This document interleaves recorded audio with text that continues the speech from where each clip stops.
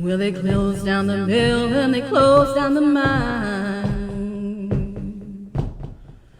They said you can't work but pay your taxes on time. Got 3 little babies gonna starve to death or freeze. We started making white lightning, it was Grandpa's recipe. Run, rebel, run to no avail. Run, rebel, run to the Scott County Jail.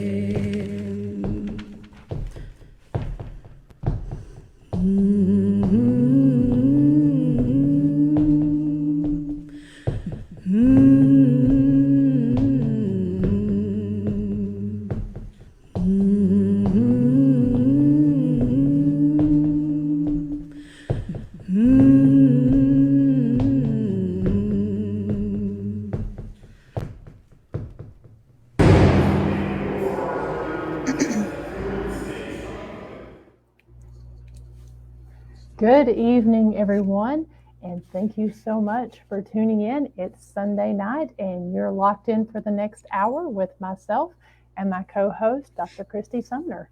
Hey, Miranda, how you doing tonight? I'm doing great. How about you, Christy? I am great. I am so excited about that new intro. That was courtesy of Bethy Lewis and the Electric Pineapple. She wrote that song about the historic Scott County Jail and one of our most infamous crimes here that happened in 1925, the killing of Sheriff Richard Ellis right outside the front door of the jail.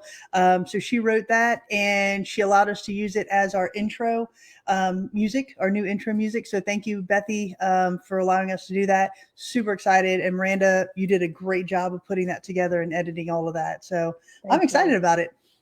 Yeah. You know, I mean, we came back this year, started back at episode 18. Here we are at episode 20. And so felt like, you know, since we're coming back and we've got amazing guests lined up all the way to March here, you know, I thought, why not? We need a proper intro. Absolutely. So thank you, everybody, for joining us. We've got a great guest lined up tonight. Really excited to talk to this gentleman. He has a very unique background that we're excited to delve into. But before that, anything else that we needed to Well, I just wanted to say, I know that Bethy Lewis she's having a watch party here. So, you know, hello to everyone that is watching for Bethy's song. We will try here at the end of the show. We will replay that. I know our guest has got some other things he's got to get to after our show. So we will be getting him on real quick. But thank you to all of them. And also, you know, I think she is actually going to be releasing that song. I think tomorrow maybe. So if you want to hear the entire song, because, you know, we did, you know, kind of shorten it. If you want to hear the entire song, go check out her page, Bethy Lewis and the Electric Pineapple. And if she pops on here, maybe she can post the link to where the folks can go and find her song. So just want to make sure to mention that, because we are very grateful. Also, our After Dark tours. Those are going really strong right now. You know, we do have a modified January schedule, but we had a great group in for a flashlight tour last night. Got some other After Dark tours that are coming up, a couple paranormal investigations that are lined up here at the end of the month. So just want to let everyone know we do still have a lot of escape rooms. We've got those basically lined up every day from Thursday to Monday, I think. Yep. 3 different times each day, 4, 6, and 7:45, if you want to come and try to escape from a real jail cell. Also, if you want to take an After Dark flashlight tour or go on a guided ghost hunt with myself and Dr. Sumner, all of those are up on our website, historicscottcojail.com.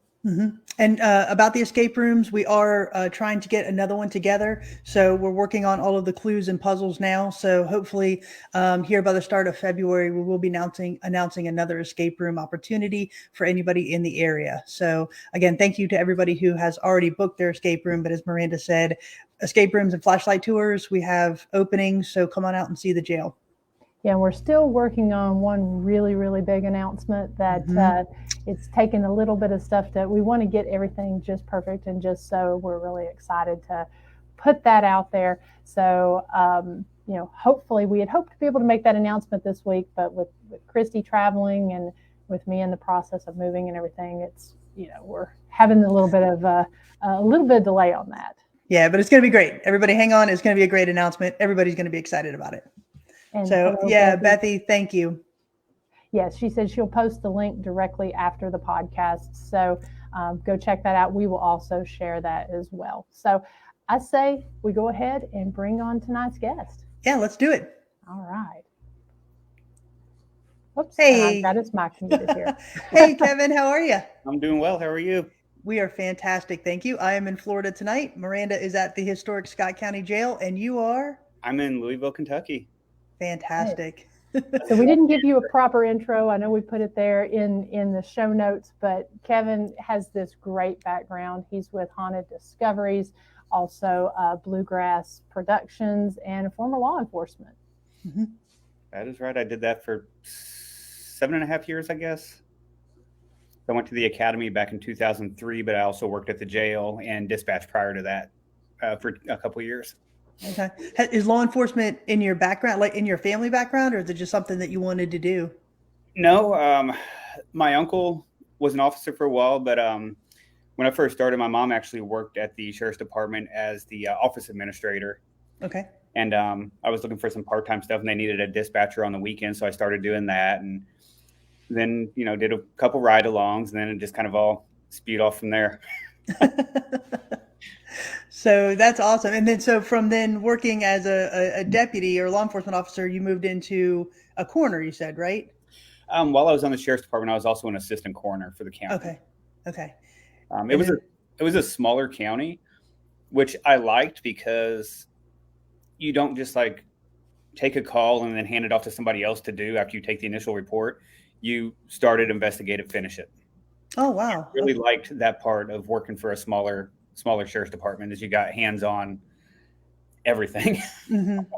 Yeah, absolutely. Now, did you take any classes or anything to prepare you for that, or just kind of something that you kind of worked into that field, like any criminal justice classes or anything, or you just kind of learned on the job? No, I went through the academy at Southeast Missouri. Very cool. But sorry, go ahead. Oh, Todd and Leanne. Hey, Todd. But So it was a good time. It was interesting. Mm-hmm. Very cool. And then that led you somehow into paranormal investigations. How did you get into that? Yeah, so I also it's something I've been interested in like a long time, but never, back then it wasn't really a big thing. And I started doing some side work for a private investigator out of Cape Girardeau, Missouri. And him and his wife had a team, Cape Girardeau Paranormal Research. And we got to talking, and they invited me on a couple investigations. I joined that team and started investigating with them, and it all kind of took off from there. Mm-hmm. Now, did you find that kind of the skills that you learned in law enforcement kind of translated over to paranormal investigations? It does, when it comes to looking at something and then trying to, figure everything out with what it is, what caused it, try to eliminate certain things. Because when you work cases and stuff like that in the law enforcement field, not everything is always as it appears to be when you first see it. Mm-hmm. And so even with like evidence review and that type of stuff, I still try to go at that kind of like I'm putting together a case for court. Like a defense attorney would say, mm-hmm. well, that could have been this. Well, yeah, I see what you're saying. And it could have been, here's why it wasn't. Mm-hmm. And I try to do that with my evidence when I catch something. Like, okay, this could be a shadow, but this is why it's not a shadow of somebody mm-hmm. else. Yeah. If you see something going, up a staircase or something like that, okay, for that to be a shadow, there'd have to be a matching staircase on the other side with a light behind it to project it. Yeah, we don't have that. So it's not that. Mm-hmm. And it's just kind of putting things together in that aspect of it. And do you find that that's something that is kind of prevalent in the paranormal community? I know both Miranda and I, we have research backgrounds and we really kind of, like you, put that in use on our investigations. But, there's so many Facebook groups out there or teams out there that, to your point, just kind of say, everything that moves is evidence, or everything that is a little bit abnormal is evidence, rather than really kind of sitting back and analyzing to say why it couldn't be evidence. Yeah, we go deep into analyzing our stuff, and we also send stuff to other people to have them analyze it as well, because we want to make sure that what we present is as legit as we can get it. We want to weed out everything that, is natural and stuff like that. Mm-hmm. That's why when I investigate, I'm bigger into video than I am audio. Mm-hmm. Especially if you look at it a bit later, you can't remember who all was there or who might have been in a room at a certain time. And, when you're with a lot of, I guess I'd say newer people, and you try to keep it quiet in there, and they hear that quiet and they automatically want to whisper. Right. You hear that and you're like, shoot, I can't remember who all was in there when that happened. Mm-hmm. Yeah, and things sound totally different, like taking your hand and rubbing the side of your pants or your equipment bag or something can sound like a voice, and people don't realize, and they don't call it whenever they make a slight movement, because they don't realize that it's going to sound different when it comes across audio or sometimes even video. And sound also travels. Yes. Depending on the type of place that you're in. I know when we did Fort MacArthur in San Pedro, California, and we were down in the tunnels underneath of it, you could barely talk at one end of the tunnel, and it would sound like you're talking in a regular voice at the other end. Mm-hmm. So depending on the kind of area environment you're in, stuff like that, sound travels easy. Mm-hmm. Yeah. So when you go ahead. Go ahead. No, you. I was just going to say, have you found that when you investigate jails or other like locations, that you get a different type of activity based on your law enforcement background? I've tried to use trigger objects and stuff like that. I still have my handcuffs and that kind of stuff. I haven't really had what I felt like anything coming toward me specifically because of that background. We've done a few jails, but I hadn't noticed anything like trying to single me out.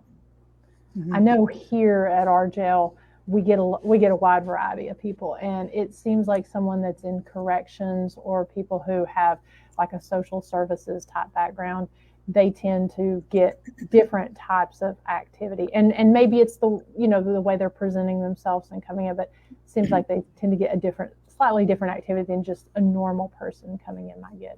Same way with a former inmate. Yeah, it'd be an interesting kind of experiment to do. Just put a former inmate, a former officer, and just see if something would attract more to one than the other when you're all in there together. Mm-hmm. Well, there was one time, not to digress into us, but there was one time when Miranda and I were investigating the old Gilchrist County Jail in Florida, and we both had our handguns on us because we're both licensed to carry. And so it was, in a not so savory location. Mm-hmm. And when we weren't getting a lot of activity, Miranda mentioned, why don't we just take off our guns so they know we're not law enforcement. And immediately after we put our guns down, the night was very active. So to Miranda's point, it could be kind of interesting to delve into that a little bit further, especially at our jail. Yeah. And so not to interrupt, I just keep hearing something back behind. Both Sally and I keep looking back. It sounds like something like throwing things. I don't know if you guys can hear that at all. Mm-mm. I did not, but be careful. Yeah. So Kevin, when you were with the team, how many people were on that first team that you were on? The first one, there is 5 of us total. Okay. Very nice. And then would you travel just through Minnesota, throughout the country? Or Missouri, right? Missouri or Minnesota? Yeah, when I was with them, we did mostly Missouri and Southern Illinois. Okay. Gotcha. And then, so after all of that, now you're into a kind of a different line, similar, in paranormal investigations, but you're more on the producer side, correct? Yes. After the sheriff's department, I actually moved to Los Angeles in 2009. My goal out there was to actually pursue personal fitness training, but all of my roommates at the time did film, and one of them worked at the Los Angeles Film School, and she invited me in one day, showed me around, and that's kind of all that took. Nice. So I ended up going to school, and been doing that ever since. Okay. So do you want to tell everybody about the project that you're working on now? Haunted Discoveries. That's been so. Haunted Discoveries is actually something that my co-host Brandon Alvis, he started a long time ago. He had a series with that name, and the company I'm with now, I kind of, was trying to pitch some ideas to them, and was trying to come up with a paranormal idea, and reached out to Brandon. I said, "Hey, do you have ideas?" And so we threw around a few things, and then we ended up landing with this show, and we just finished our second season in October, and we're gearing up to start filming a third season this April. Fantastic. And I think are we going to show the trailer? Yes. Let me pull that up. I was just actually going through some of the photos there. Trailers from season 1. It's myself, Brandon Alvis, and Mustafa Gadalari, who you may recognize from A&E's Ghost Hunters. Mm-hmm. And then we have our historical researcher, Malia Molino. Mm-hmm. And I've known Brandon for 10, 12 years. I've known Mustafa for a couple years, and Malia I just met last year on season 1.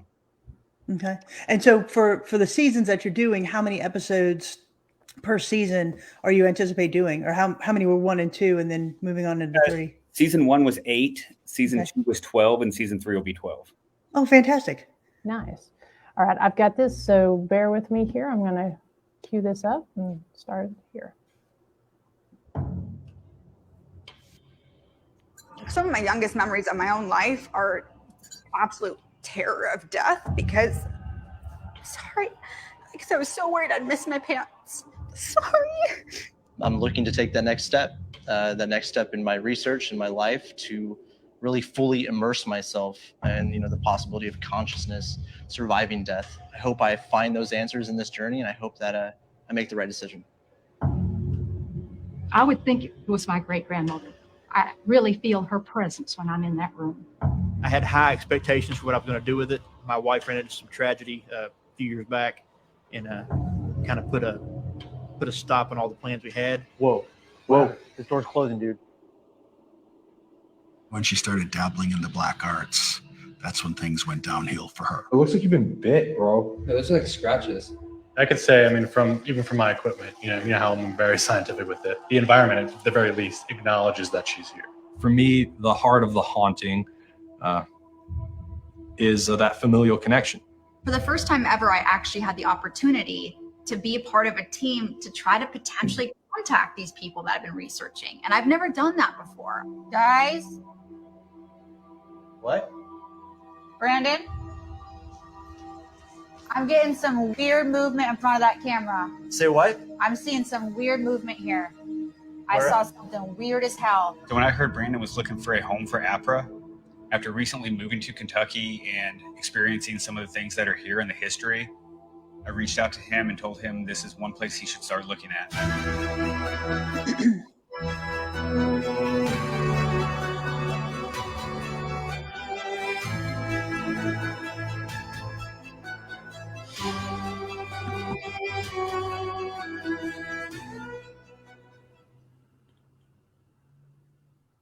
Very cool.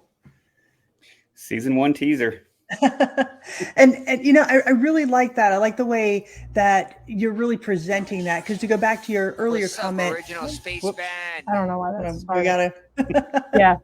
I really like the research aspect, again, kind of behind what you're doing, because that's really, I think, where paranormal investigations need to go, especially in this age of TikTok and, Instagram and those very quick instant gratification investigations where people are just going in and, they're on a live stream for 3 hours and just running around looking for a jump scare. And for me, that is really counterintuitive to paranormal research. I don't think you can do research by doing a TikTok live for 3 hours, because to your point earlier, you're losing that historical perspective.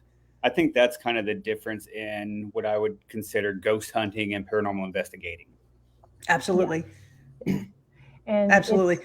it's interesting because I mean we see both of those, or all three of those really, with the YouTubers, the commercial filming, and then also the investigators that come in here. And it's interesting just how many people will watch a TikToker or a YouTuber do a live stream. I mean, both Christy and myself with our teams, I mean, we've done live streams and stuff, but it's for a different purpose than what, I think putting out actual episodes and evidence, I mean, that takes a lot of time. And so it doesn't get, at least from our perspective, it doesn't get as many viewers on the back end watching. It seems like people really want that instant gratification. Yeah, a lot of them do. And I mean, you get a lot of these YouTubers and TikTokers, and they have thousands and thousands and thousands of followers from the stuff they do. And it's just like, oh, let's go do this. This will be fun. And, but, yeah. And that's really what I feel is so disheartening about some of the Instagrammers and TikTokers, because we've had several come into the jail and they don't care about the history. They don't care about, I mean, one, we had a kind of a well-known one come in, didn't want a tour, didn't want the history, just needed to set up, got to go, we're going. Then he, stomped around for 3 hours and then he was out, and there was no connection. There was no trying to really talk or communicate to our spirits on that historical level. And to us, it was really kind of disheartening. And, because we see obviously behind the scenes when the TikTokers, his viewers, aren't seeing that. And so that's why I love the concept of Haunted Discoveries, because it's going back to what true paranormal investigation should be.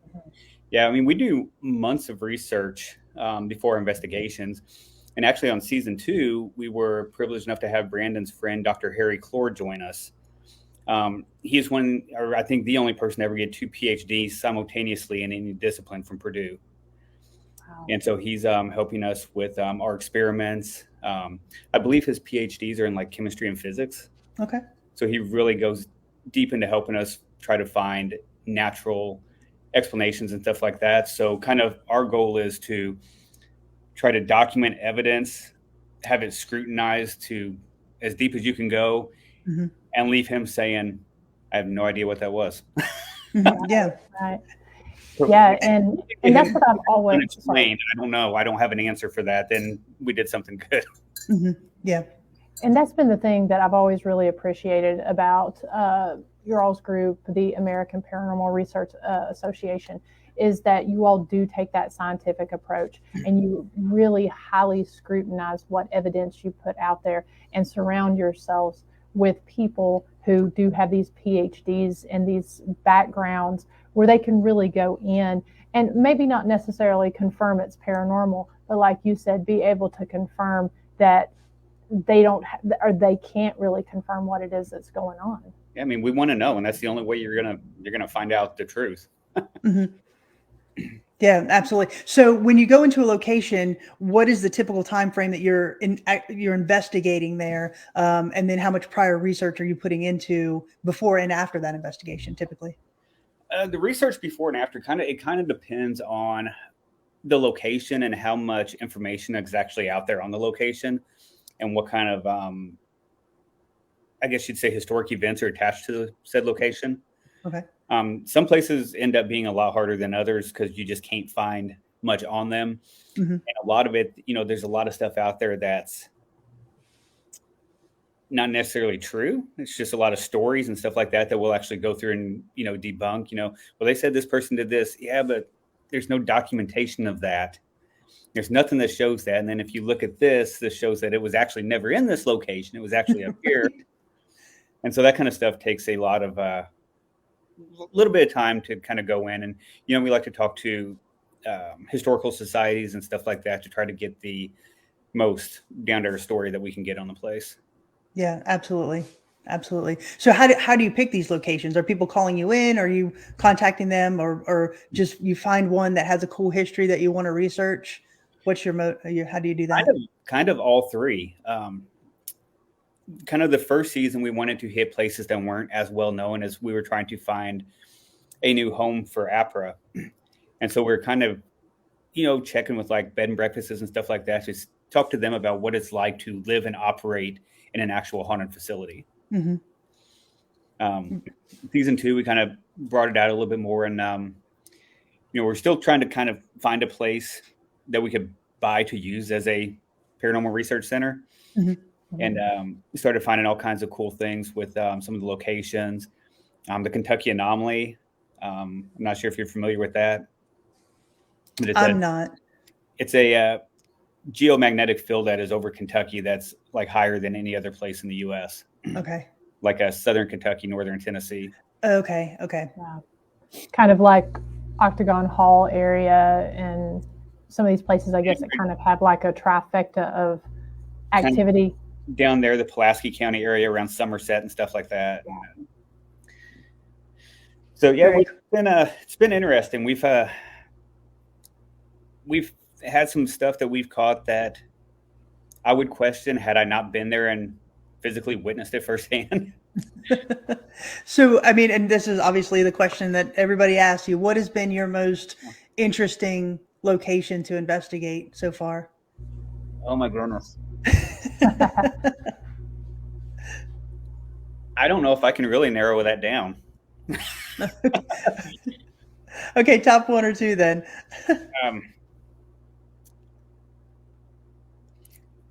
I've done one of my favorite places that I've done several times has been Octagon Hall.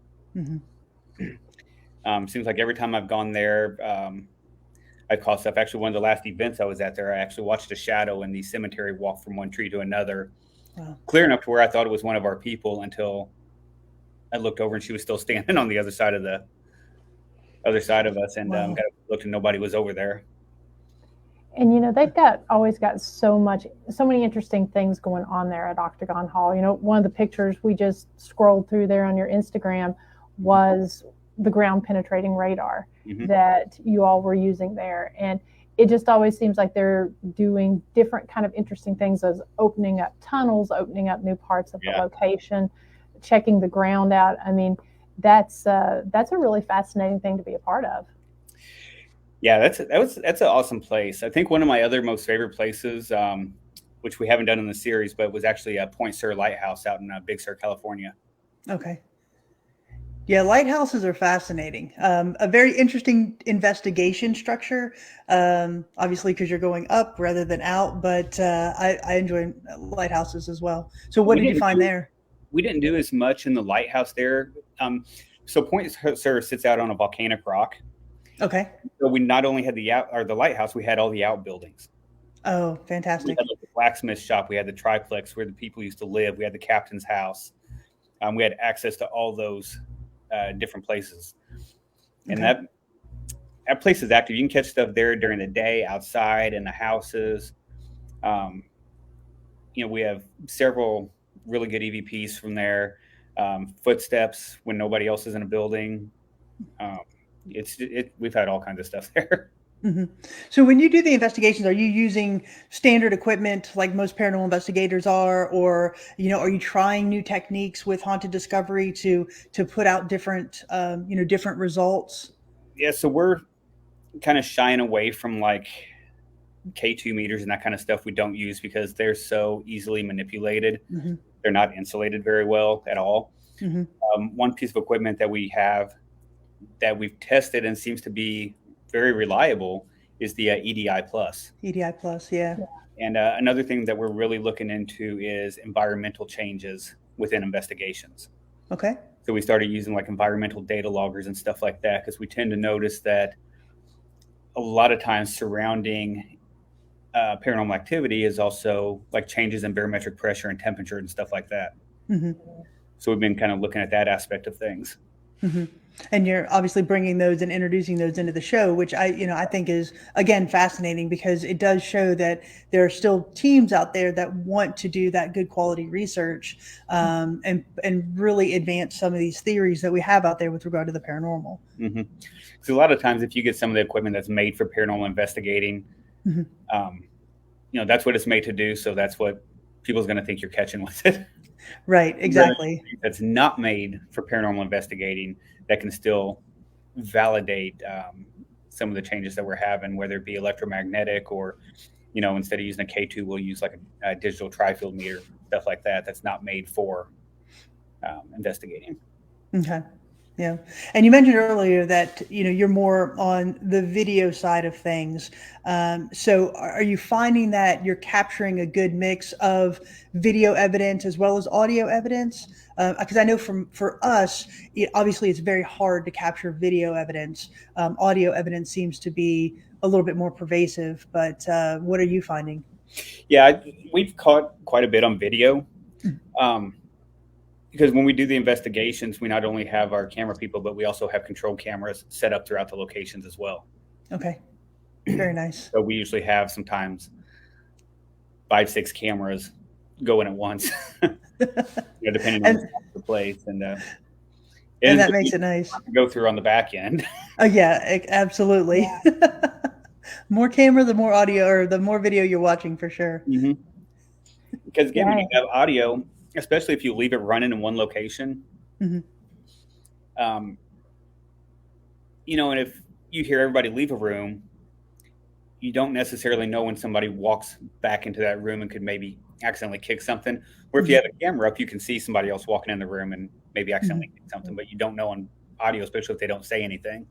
Mm-hmm. Yeah, exactly. So that's why if we have like a recorder set in a room and nobody's in there, and I would walk back in that room, I'll be like, Kevin's coming back into the room. And then when I leave, Kevin's leaving the room. Mm-hmm. That way we know if anything's picked up during that time, we try to mark it, and that, we'll kind of have an idea that, hey, somebody was in there. Yeah. And again, just great sound techniques, right? As Miranda said, just calling if you're making a noise, or to your point, announcing yourself when you leave a room.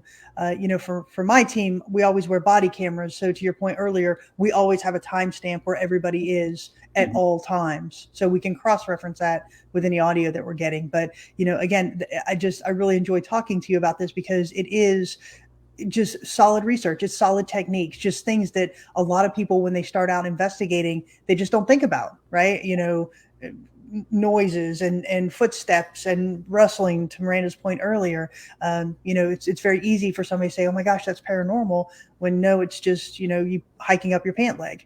Right. Yeah, and it's hard to be in location owners, because people, and we love it whenever people send us, things that they think either they've captured here, or things that they would classify as evidence. Sometimes they're reaching out to us to validate, but it's really hard sometimes, because they'll send you a photo that's been cropped in at 3,200%, and you don't know where the picture is being taken. You've got the pixelation, so you don't know what camera. So when somebody sends me this stuff, instantly they're going to get a follow-up message with probably about 15 questions about, what camera were you using? Where was this at? What was going on when you did this? And sometimes I think they don't even want to respond.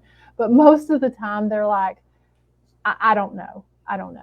And that's really frustrating, because I think they get frustrated at me when I come back and I'm like, well, I can go in and I can tell you what was in this location, that what might be picking up in this photo. But unless you tell me this story that's behind this photo that you're taking, I can't validate or confirm anything other than pareidolia, at that point. So it's really frustrating sometimes as a location owner when people will send you something and then you start to ask, how many people were in the room, because I just can't go off audio, and I can't trust that that's not somebody else talking, so it's really hard in that perspective. And they'll go ahead and they'll put it out as evidence, and, you don't know what the community is going to come back with the feedback at that point, and you don't want it to reflect bad on your location, either. Right. Mm-hmm. Another thing I try to do too is when you go in when it's daytime, take photos of everything. Absolutely. Yes. There's been times where we'd be going through footage and be like, it looks like somebody's standing back there. Was there anything back in that corner?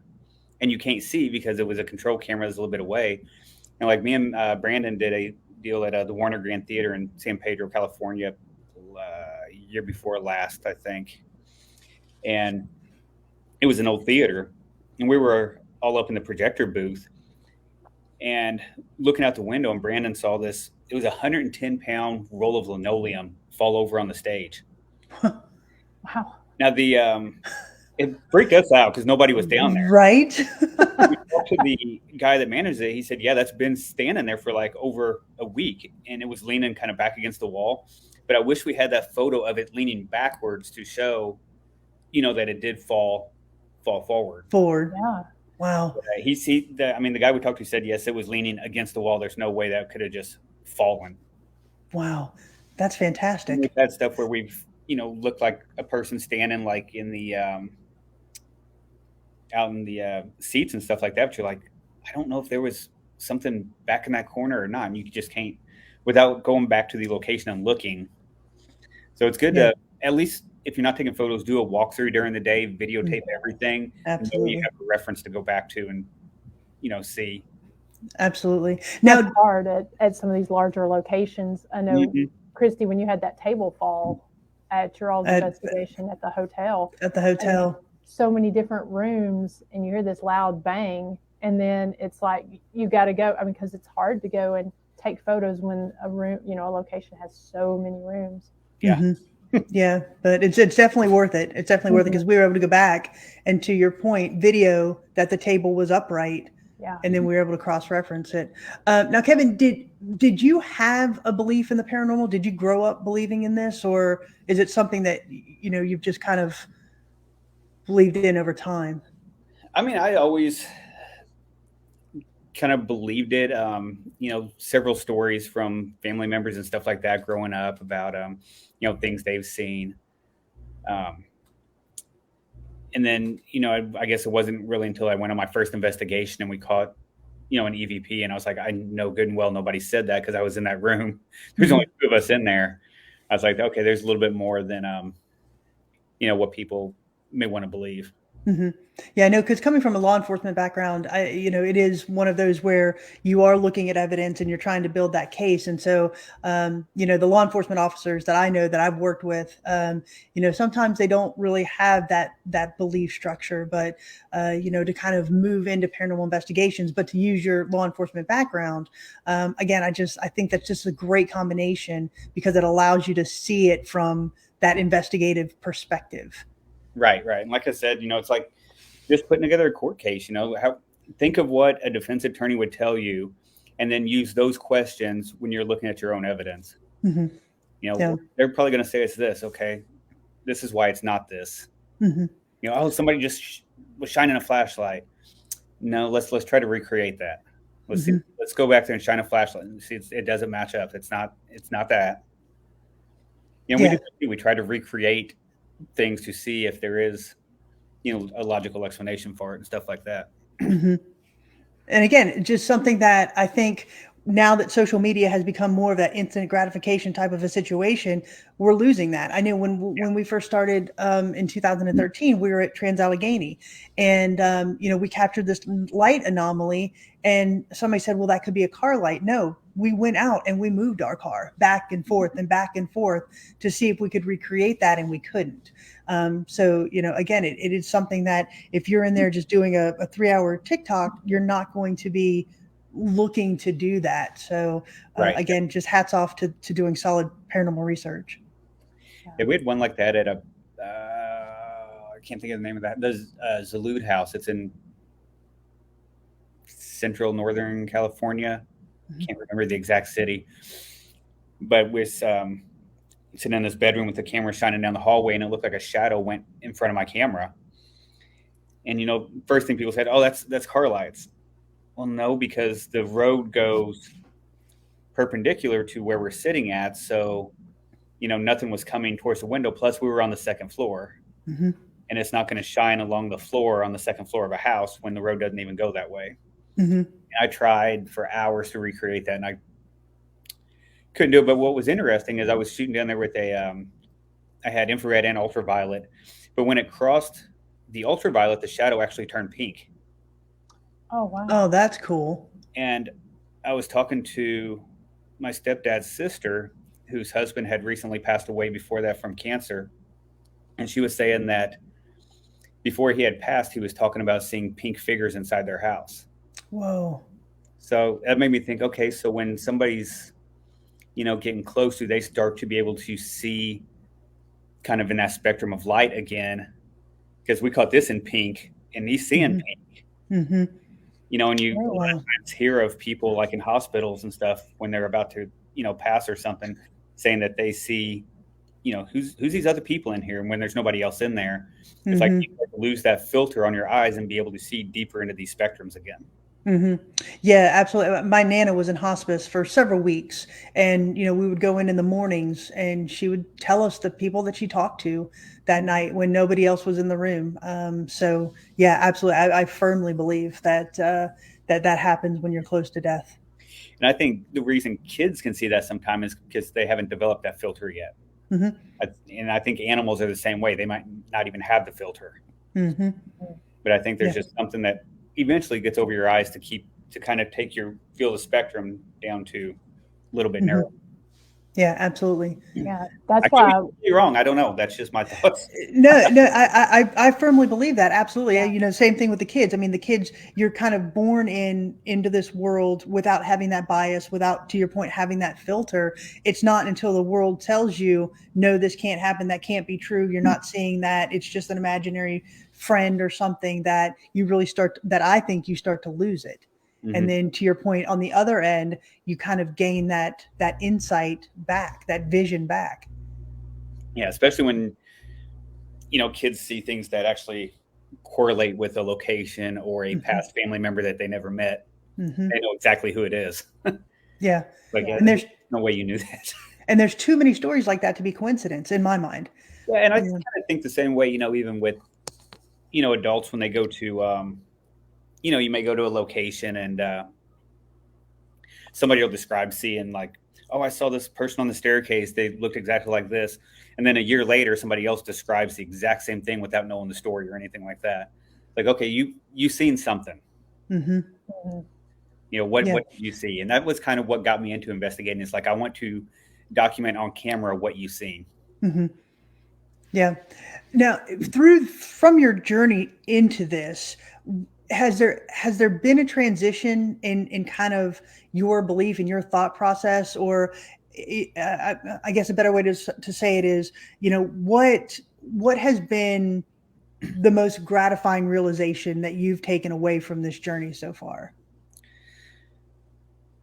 I think just being able to actually document stuff now and have it looked at and realize that there is more than what, people believe there is. Mm-hmm. Yeah. And getting validation on some of the evidence that we put forward as being, unexplained. Mm-hmm. I can't really say that a lot of it's, necessarily paranormal, but it's unexplained to any natural phenomenon. Mm-hmm. Yeah, I agree with that. I think that's a great answer, because I'm with you on that. It's just to be able to capture something and say, without a doubt, there was nobody else here. This couldn't be caused. When you look at all the environmental factors, the only thing that you're left with is this unexplainable. And I think that technology has really given us some really good tools to try to do that. Yeah, and things just keep getting better and better. Mm-hmm. Yeah, absolutely. Do you think we'll get to a point where we'll have answers? I hope so. That's kind of our goal, is to, have some of the top people we can find look at stuff. And, I think kind of the same thing with ufology and stuff like that. We'll know what people want us to know. I think that stuff's out there too, but nobody's just came out and just flat out admitted it, really. Mm-hmm. Yeah, absolutely. So what's next for Haunted Discoveries? You've got season 3 that you're starting to film now? We're working on prepping that and pre-production and all that now, and we're looking to start that in April. Oh, fantastic. Okay. And where can people find out all the information about you? Right now, just follow our Instagram and our Facebook, and we'll be posting soon about where it can be viewed at and that type of stuff. Okay. It hadn't been released yet, but we'll be posting that as soon as we can. Yeah. Well, we're really excited for you. You know, everybody that we've spoken to that knows you, just can't say enough nice things about you and your journey through the paranormal. And we're really glad to have met you. And you know, I know we've talked on collaborating with maybe a couple of things, so we're really excited about that. So we're just really definitely met some great people through this field and through investigating and stuff like that, and really great people. Yeah, I agree. I think, you know, this community, when you really find that core group of paranormal investigators that have that same mindset of historic preservation and historic research and really, you know, getting in to paranormal for what I call the right reasons, it's just a great group of a great community to be involved with.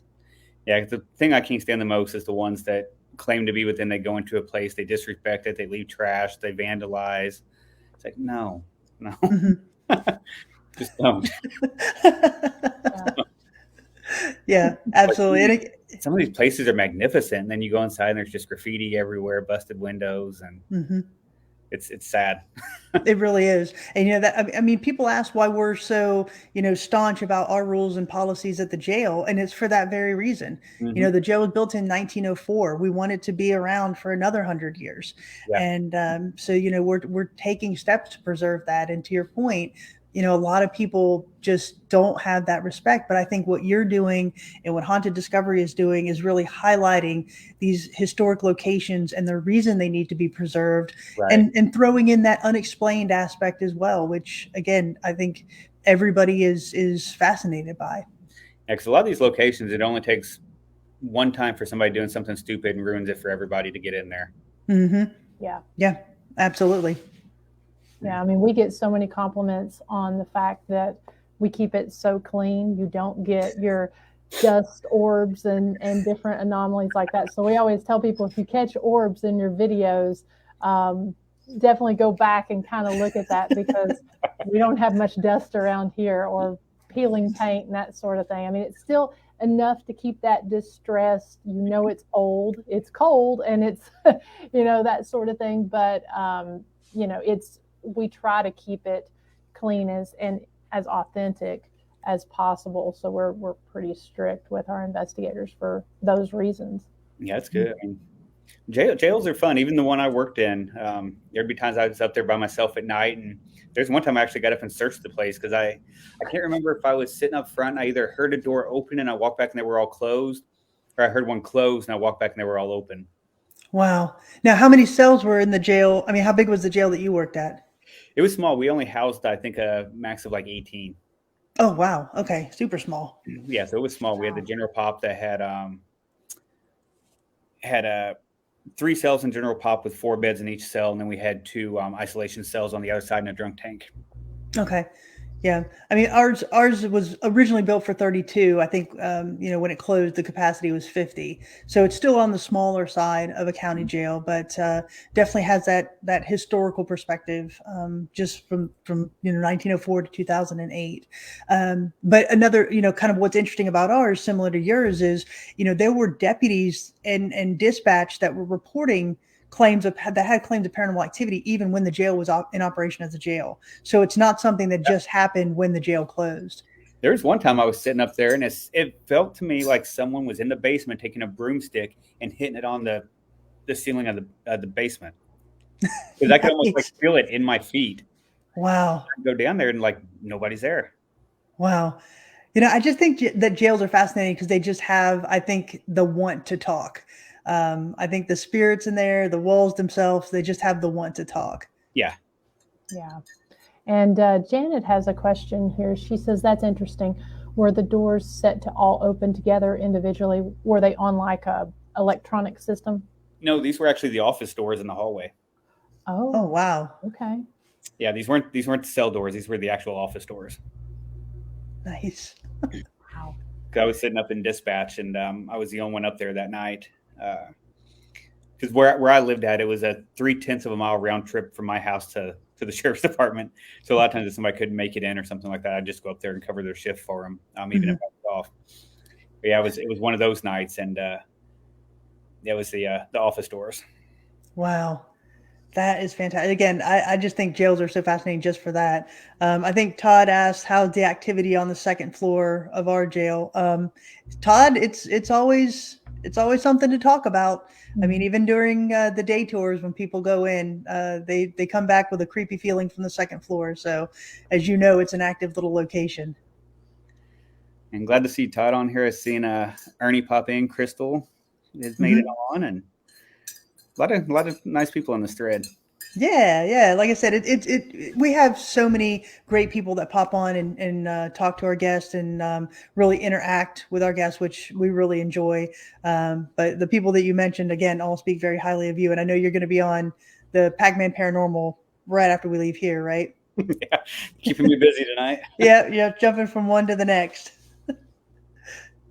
Yeah, so thank you so much for coming on, spending the time with us tonight. And I know you've got to get to that show, and I know we were going to cover a few last minute things here on our end here. So thank you all over in the chat room for your questions. If anyone has any last minute questions or anything, please feel free to just pop those in there, since we're getting close to the top of the hour here. So pop them in, hit us up on our social media, follow us on the Instagram, the Facebook, and all that good stuff, and we'll be posting updates as soon as we get them.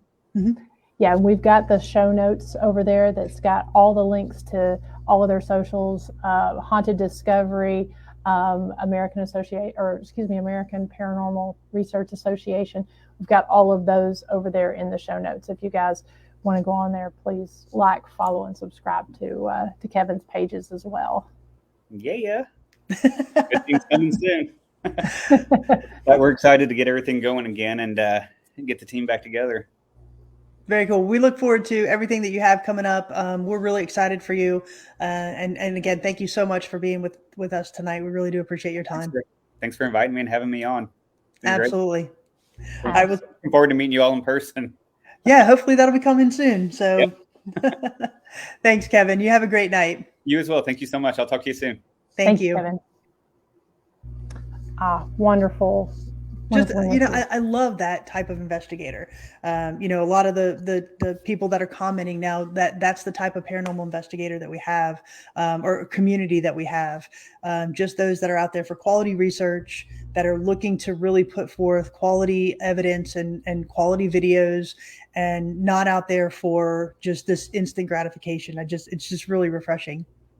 It is. I mean, I feel like there's a place for all in the community when done correctly. I mean, I don't want anyone to think, me personally, I'm not throwing off on YouTubers, TikTokers. I mean, we want you to come and investigate. It's just a different style of investigating. Absolutely, and it is. It's a different style of audience as well that's coming on. For me personally, I prefer to take the time to do the research, take it from a historical, scientific perspective. I know you and your team are the same. But there's something to be said about, it does bring awareness to the locations, and they have a totally different audience. So, I mean, for me personally, I don't want anyone to think I'm throwing off on YouTubers or TikTokers. Yeah, no, absolutely. To your point, it's just a different audience, right? I mean, the TikTokers, the Instagrammers, they're bringing in that younger audience, which is what we need. We need those younger people to really get that historical perspective behind them, to know that these places do exist. But those of us that are in the community like us, and the SQs and Kevin and the PACs that go out there and really want to delve further into the history. I think that what Kevin is doing and what Brandon and is doing, I think it's just for the community, I think it's a very good thing. Yeah. I mean, because I know people that do a variety will do lives, and then they'll also do the longer investigations. There's something to be said about taking someone into that moment. That's not scientific research. Right. That's not really. I mean, it's more just that instant gratification. Yeah, absolutely. So, like I said, just kind of making sure I didn't miss anything over here. I know that Kevin had another show to go on to after this right here. Busy guy.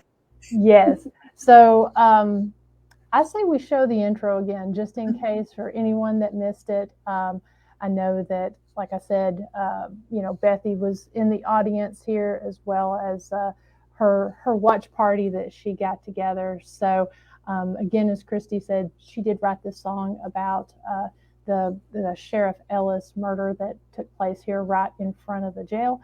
And so we thought that it would be just a wonderful thing to be able to include that and be able to spotlight that before every show. So for those who joined late and didn't see the intro, what we're going to do is we're actually going to just play it again. And this was written, the song that is on the intro was written by Bethy Lewis of Bethy Lewis and the Electric Pineapple. Yeah, and it is a full song. The one that she has is a full song. So I'll go ahead. So we're going to play that real quick. Don't go anywhere.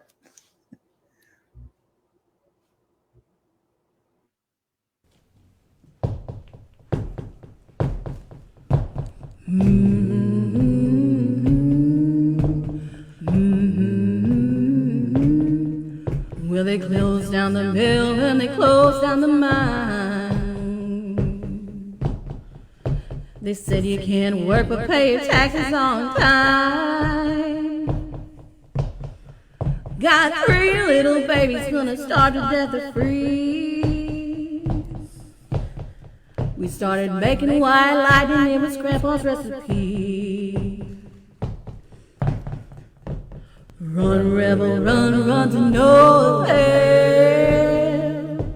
Run, rebel, run to the Scott County Jail.